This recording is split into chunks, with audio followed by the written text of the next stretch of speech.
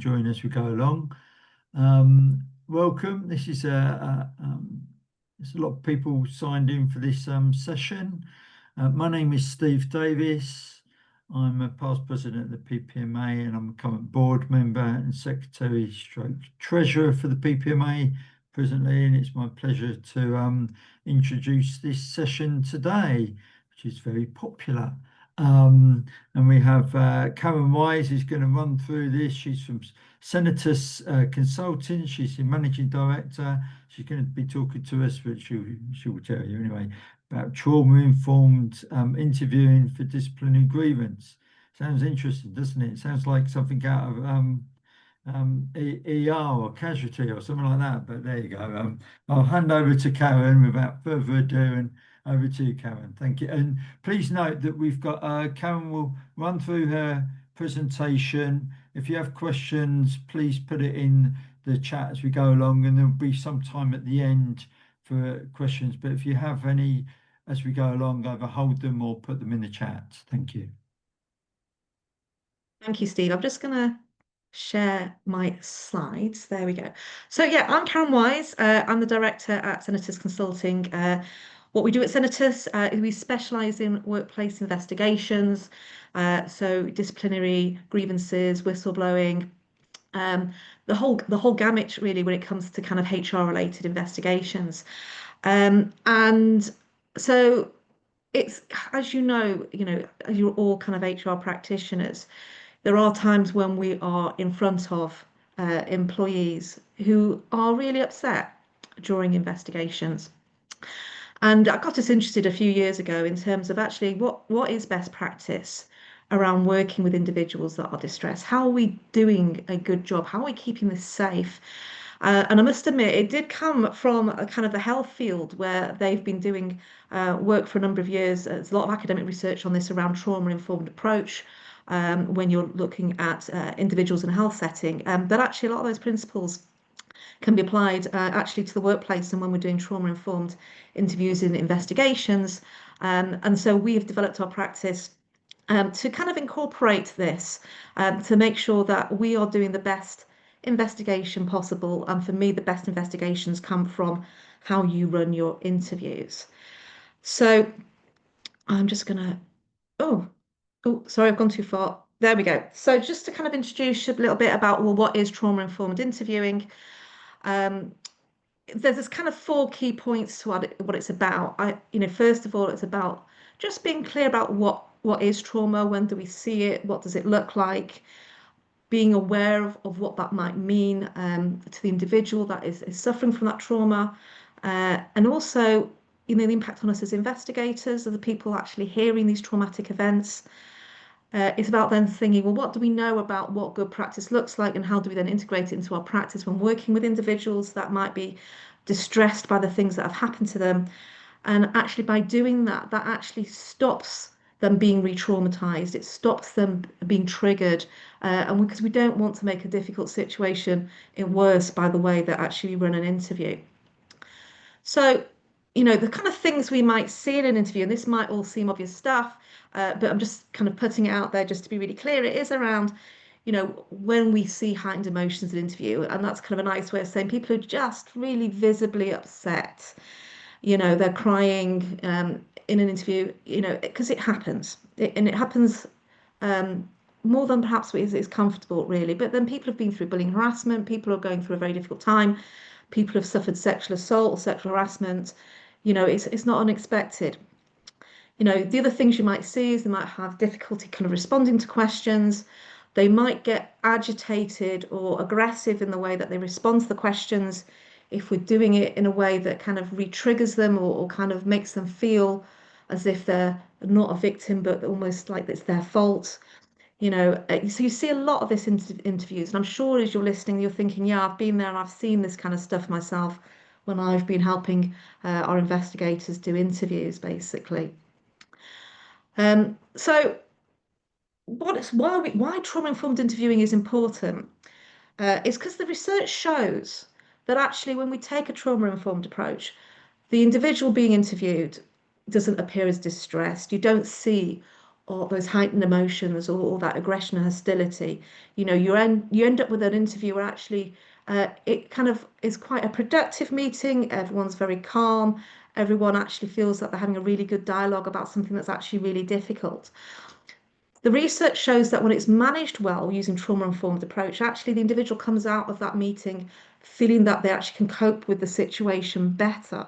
So it's not just what we're doing in an interview, it's about how we're helping them long term in dealing with the difficult things that they've been dealing with. Um, and actually, we find that people share more when they actually want or when they feel comfortable in a trauma-informed space. The success of any investigation is actually how much information we are able to gather during that investigation. And clearly, if someone feels comfortable talking to us because we've taken a trauma-informed approach, we are going to have better evidence to be able to work with through that investigation. Then, as an organisation, you can then have a better understanding about what the situation was about and actually how to deal with it going forwards.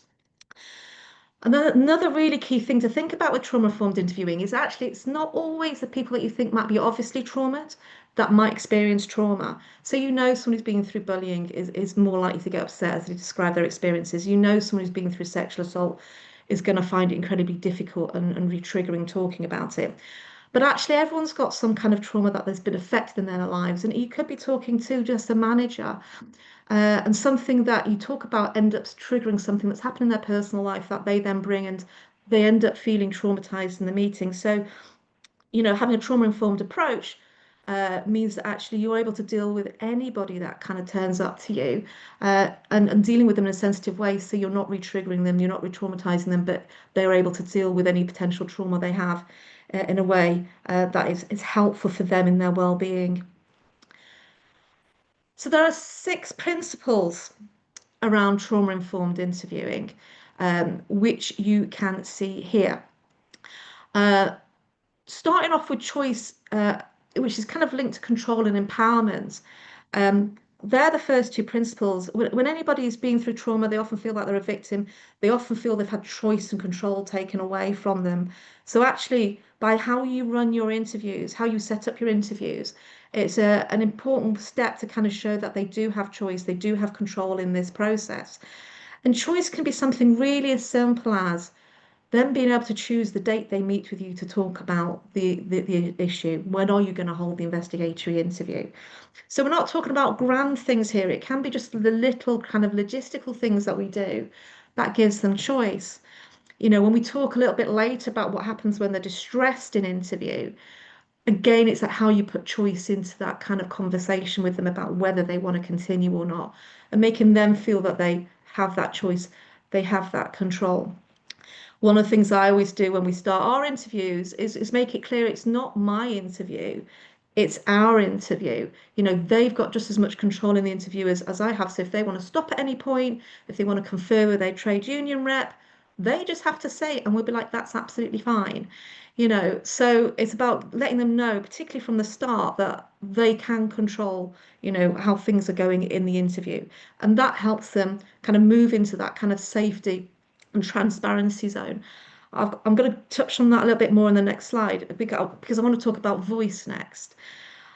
People who have experienced trauma want to be heard, and the point of an investigatory interview is to give people that voice. Again, it's making it really clear to people that we interview, I want to hear your perspective. I want to hear what happened from your recollections, from your experiences. And it might seem obvious stuff that I'm saying, but actually just signposting these things, particularly at the start of an interview or how you set up these interviews, actually makes people feel psychologically safer, feel more confident with you as an investigator when you say these things. With safety and trust, there's a whole host of ways that we can actually establish that. For me, that starts at the very first point of contact. That's that first email we send out to individual to say, hello, I'm the investigator. I actually want to meet with you to talk about what you've experienced. And then as it continues through with the various interactions you have with them up into the interview and how you actually start the interview itself, um, it is about making sure that, they feel that there's confidentiality in the process. I mean, this is obvious stuff again. It's stuff that we do as good practice, but actually it's making sure that you're aware that actually this good practice is all part of a trauma-informed experience. Um, having open and honest communication. I think it's about being clear about what you have been told, what you haven't been told, what you know, what you don't know. If people feel that there isn't that transparency, they don't feel that they can trust you. They don't feel it's a safe space where they can share with you the things that you're there to literally talk to them about. So it's about building all those kind of elements into your kind of everyday practice to how you actually set up these meetings and interactions with individuals and how you actually then run the interview. So I think the most important stage with any trauma-informed interviewing approach is what you do before the interview. So as I just touched on the phrasing of emails and letters, but I think there's also about actually what other information can you give to the employee or the interviewee before you actually meet with them. Senatus in particular, we send out an FAQs when we invite them to interview, which has a whole host of questions on there, like, will you record the interview? What happens to the recording after it's finished? Will I be able to take a break if I feel that I need to?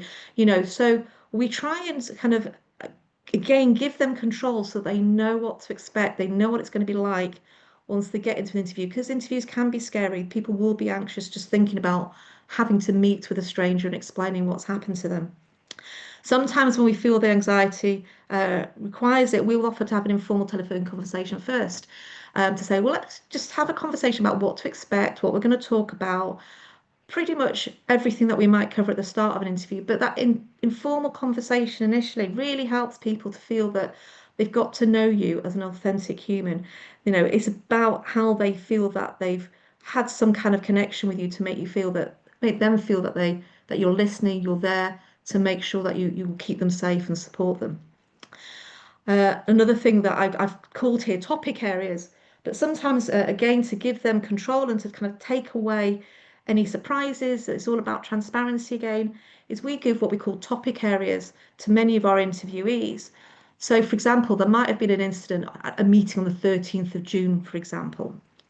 So we don't give them the questions of what we're going to ask around the 13th of June, but what we say to them is say, well, one of the topic areas we want to talk about is what happened on the 13th of June. So they know that you're going to ask questions about it and they've had time in advance to be able to think about what they might possibly want to say. I mean, ultimately, interviews are really just an exercise in memory recollection. So actually giving them the opportunity to think in advance about, well, I know I'm going to be asked about the 13th of June, give them some time to kind of recall those memories, maybe look at their notes, check their emails, look what was going on in their diary, which in turn makes them feel in control. It reduces their anxiety going to the meeting, and actually, you get a lot more evidence in the meeting itself because actually they feel safe and they feel they've had time to prepare and there are no surprises. It's all about, again, the transparency. But coupled with that is also about the preparation you do around drafting your interview questions. The interview questions can make or break a really good interview, and actually making sure your questions are trauma informed is really important.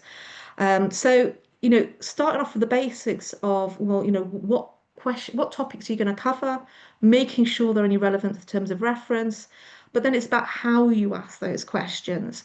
The research shows that asking these questions in a chronological order is actually better for the employee to be able to recall what went on and to feel that they've got control of the narrative during the interview.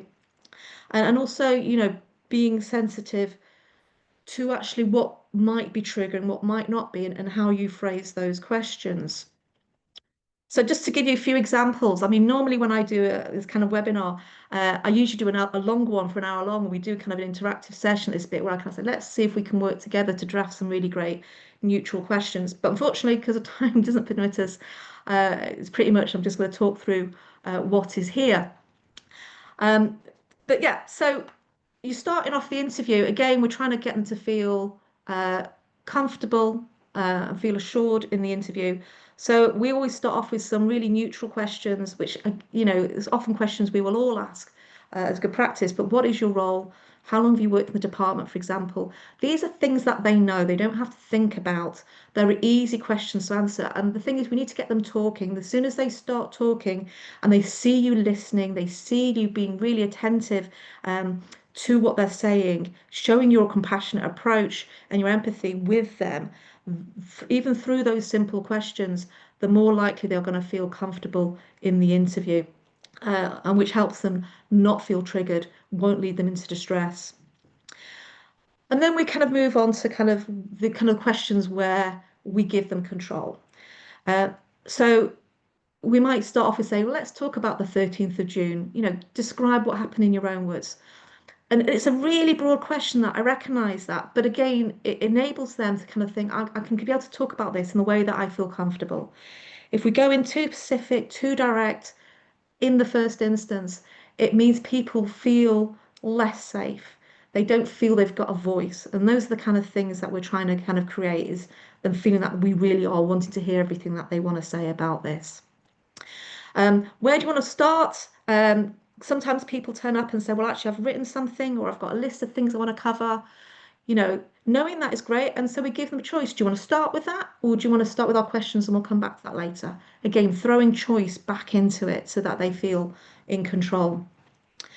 Asking neutral questions, supportive questions is obviously vital. Um, so and there's a real art to this. I think one of the things that I find that a lot of people do, including my own team, because we spend a lot of time on interview questions, is we think of a question, we end up making it a closed question. You know, did that actually happen on the 13th of June? The answer is yes or no. That's not what we want to hear. We want to hear, tell us what you experienced in that moment. It's a neutral question. It allows them to talk in a lot more detail about what was going on. Um, you kind of get the same answer ultimately, but it's not a closed question. And I always say a big trick is read your questions out loud, because when you read them out loud, you realize whether or not you've got a yes or no answer at the end of it. And if you've got a yes or no answer, take that question, just rephrase it. So it's, to what extent did this happen? Or tell me about how this came about. And you see the language I'm using there, it's not putting any accusations in, it's just being really neutral, like, just, I want to hear from you what was going on, basically. As the interview progresses and you've got your rapport established and you know they feel comfortable, you can ask more specific questions that are like yes or no, or did this actually happen? But you need to wait a while before you feel that actually the interview is in a place where actually those kind of questions land in the way that they understand is safe and they've still got voice around what they want to say. Um, we try and avoid why questions, so why didn't you stop that person from doing X? Explain why you did Y. They can come across as accusatory. It places them from someone who's feeling like a victim, as if actually it was their fault. So we have to be really careful around those kind of questions so that they realize that that's not what our intentions are. It really is like, tell us what's going on in that moment that led you to do what you did. That's a better question. I mean, I know that wasn't particularly well phrased in what I just said, but it kind of helps them feel safer and you get a better answer as a result. What I'm talking about, compound questions, those are questions where you ask two questions in one. Actually, one of my team this morning, they showed me some of their questions, and there was a great one in there saying, what happened during and then after the meeting? Well, that's a really big question, because you want to know what's happening during the meeting and what happened after the meeting. So you find that actually when people ask compound questions like that, they focus on the last bit, what happened after the meeting, and then they forget to answer what happened during the meeting. So you might draft it like that, but when you're re-looking at your draft questions, split them out so you're not asking compound questions, and then you're definitely going to cover everything that you want to cover. The other thing you need to think about when you're drafting questions is, let's think about the statement that they've given you. I particularly take this approach with people who've been through sexual assault. They might have written a long statement, they might have given it to the police. What we're not going to do is say to them, please tell us about what happened the night you were assaulted, because actually they're going to have to relive it all. And also, do you need to ask that? Probably not, because actually you've got the statement that probably has a lot of information that's important. So what I do instead is a couple of things. One, I will spend a good portion of the interview kind of exploring what happened before. What was the relationship like before? How are things progressing? What was the kind of chronology of events that led up to that particular event? They will feel more comfortable talking about that because that was kind of like less threatening. It was less traumatic for them. Um, And then when if you've got a statement and you've got things you think, I do need to follow that up, I think it's about being really clear to them, saying, I'm not going to ask you to repeat it. I've just got these really specific questions like, when you said this happened, what time did that happen? When you said this happened, who else was there? So that's when you drill and ask more specific questions, um, without making them relive the actual kind of traumatic experience. And I think the key thing with all this is being reflexive or flexible in how you ask questions. Just because you've got an interview script doesn't mean that you need to follow it exactly. If they say something that you're not expecting, it's about kind of sitting with that in the moment. And you can even be honest, and this is about the transparency thinking thing, and say, oh, I didn't really realize that had happened, or I wasn't expecting that answer, but let me explore that further with you. People appreciate and feel safe when you're kind of telling them what you think in interview, and being clear about some of those kind of emotions that you're also feeling, because they're feeling emotional. They kind of want to know that, you as a human are also responding, and have kind of empathy for the emotions that they are having. So I've already touched on this a little bit as we've been talking, but setting at the start of the interview is important. We've talked about building rapport. It might be start off by having some small talk, like today would be about, oh, I've got a really miserable wet day out here today. What's the weather like you where you are?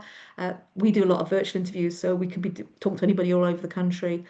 I think, a lot of this slide is stuff that you would know as practitioners, but it's just reminding ourselves this is all really important when we're taking a trauma-informed approach. So how are we being open in our body language? Giving them control is about explaining how you're going to run the interview. Explain, you can ask broad questions and then be more specific. Explain what topics you might want to go through.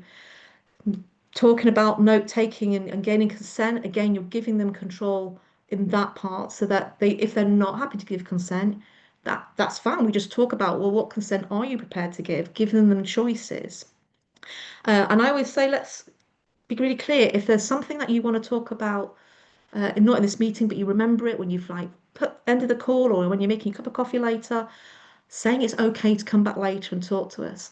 What happens with people that have experienced trauma is they can't always remember everything in the moment when they're talking to us, and they might want to share more. So it's about giving them permission, giving them choice to be able to talk to us later on if they feel that. Um, I've put down there be authentic. I think, they're bringing their authentic selves to the meeting. I think it's important that we bring our authentic selves to the meeting. So don't be afraid to show your personality, and phrase things in a way that makes you be your authentic you, because that's about transparency. And people who are in trauma-informed interviews appreciate that.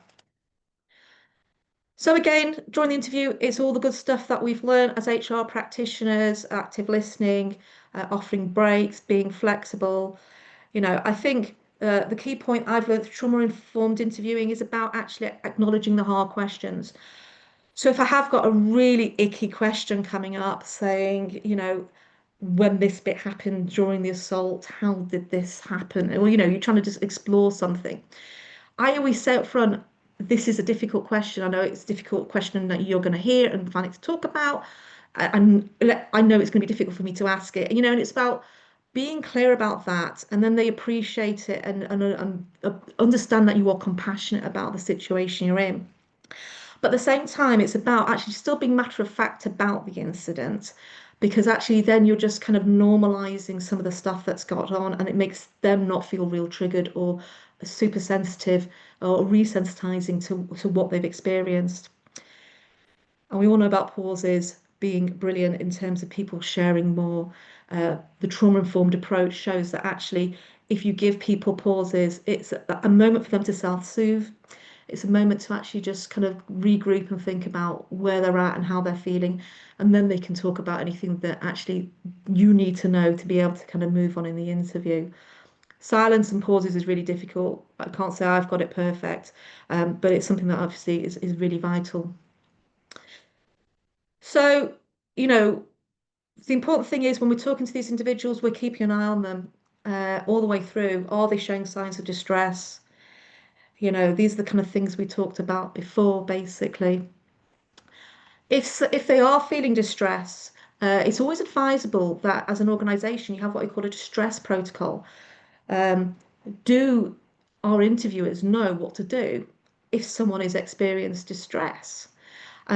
I haven't got time to go through what this might look like in detail, but there are like four key stages. The first one is about giving them space in interview. Do you need a glass of water? Do you want to switch your camera off? Do you need a break?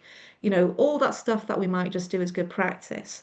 But it's making sure that we are noticing those emotions and actually giving them the opportunity to say, yeah, I do need a break, or no, no, I want to carry on. And it's not uncommon for people who are feeling really heightened emotions to want to carry on because they just want to get through the interview. And it's respecting that to a degree. But if they do go for, a glass of water and come back, check in with them. That's stage two. Are you okay? Do you still want to carry on? Because they might have agreed to a break and then come back, but on their break, they might have said, do you know, actually, this is too much. I can't do this anymore. But also, you have legitimacy. If you feel that actually they are in a really bad place, you can just stop the interview. Do not have to continue asking your questions if you feel that actually you don't need to, because you feel that this is not going to be helpful to them and the situation they're in. And you can always reconvene. But when you do that, I think it is then talking about the aftercare. Are they safe? Have they got someone with them? What are they going to do? How are they going to be okay? Um, Aftercare for me is very important if someone has shown distress. If they've stayed in interview, it's about giving that space to recognize they've been talking about difficult things. You talk about next steps, timescales, being transparent about where you are in the process. Talking about actually, are they going to go for a cup of coffee? Are they going to go for a walk? It's that kind of thing that people really appreciate. Um, and actually, if you do want to follow up with them the next day, then feel you can do if you're a bit worried about them. If you feel that actually you need to speak to them again, let them know that. I mean, clearly, if someone's in extreme distress and you've had to stop the interview, there'll be other things in the distress protocol where you need to escalate it to any relevant manager. Do you need to get occupational health involved? Anything else like that, basically. But that's where a distress protocol will make it really clear to those running an interview what they need to do at that particular point in time. But aftercare is applicable at low level distress to kind of extreme distress. But aftercare also applies to you as the interviewer. You know, Listening to some really difficult stuff, it does stay with you. You wouldn't be human if you weren't affected by that. And particularly in our roles where we hear a lot of distressing stuff, we can get compassion fatigue. So it's about how are you supporting the individuals that are interviewing the people that have been through trauma experiences. So you can do that just as a team. If someone's come back from an interview and like, oh, that was really tough, just engage in informal debrief. Talk about it in supervision. So stuff that you can do and you can do with your managers who are investigators to be kind of okay with what they've gone through. Some places will have reflective practice. My team have access to a psychotherapist, for example, that they can then kind of decompress and talk through any kind of traumatic things that they have. But I'm in this, be kind to yourself. Just because it's been difficult doesn't mean you have to just carry on. Just give yourself that self-care, basically. But the bottom line is, if you run a really good interview, you will come out of it feeling, okay, that was tough, but I'm okay. And it will have a really positive impact on the well-being of the interviewee as well. So in the last couple of minutes that I've got, I just wanted to kind of touch on, what you might want to take away from this particular session. I think the first thing to do is just kind of go away and think about, well, how much do you guys do in your practice that actually is trauma informed? Because actually there'll be a lot of things you'll be sitting here ticking off going, yeah, we do this, we do this. And that is great. So then it work out where are the gaps.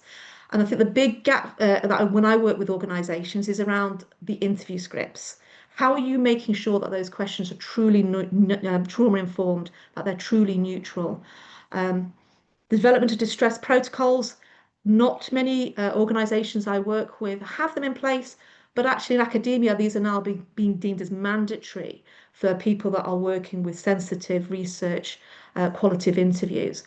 So, that is something you need to kind of think about in terms of, do you need that? Do people need to know what to do when things kind of escalate?